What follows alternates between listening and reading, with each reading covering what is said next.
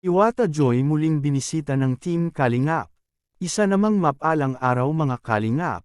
Sana'y wag niyong kalimutang mag-like at comment sa kwentong ito, at paunawa ating tapusin ang kabuuhang video nito. Huwag din nating kalimutang mag-subscribe kay Val Santos Matubang at Kalingap Rab. Iwata Joy na bigla sa pagdalaw sa kanya ng Team Kalingap. Di niya inaasahan na bibisitahin siya nito dahil alam naman niya na matagal na rin siyang hindi sumasama sa videong ginagawa ng Team Kalingap, dahil gusto niyang mag-focus muna sa kanyang pag-aaral mga Kalingap. At Joy na bigla dahil kasama palang bumisita si Kuya David at di niya ito inaasahan mga Kalingap. Dahil sa ginawang desisyon niya noon na putulin na o ihinto na ang kanilang tambalan dati na Joy Vid mga Kalingap.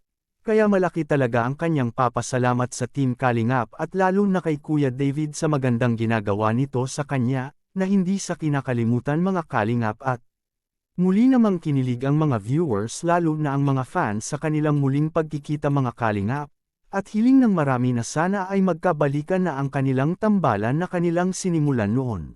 Sobra pong kinilig si Diwata Joy at napangiti ito sa kanilang muling paghaharap at pag-uusap na ating makikita sa maikling video. Tara ating panuuri.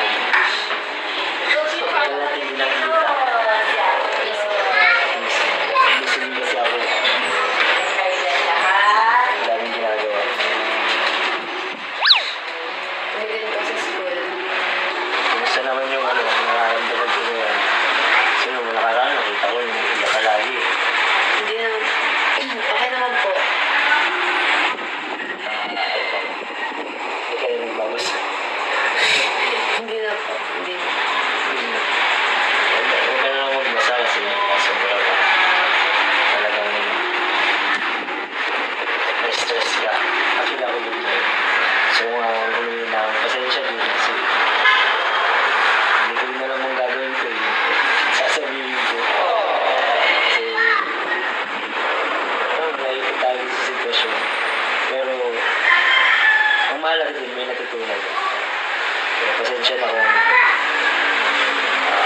kahit wala ako ng time doon sa tabi ko. Alam mo naman, nandiyan lang lang. Makasupport ko sa'yo. One call away lang. Thank you po sa inyo sa itong kalima po kasi maganda rin po kahit na ganun negative comments. Sabi yung chat sa akin, tanda kita, bisitahin daw yun. Wala ka hindi mo i-engage. Diba? Masarap sila doon. Yung fourth kaya na-offer ka naman sila. Please ko magkape dito Nung masasabi nyo sa kanilang pagkikita muli, please comment us all.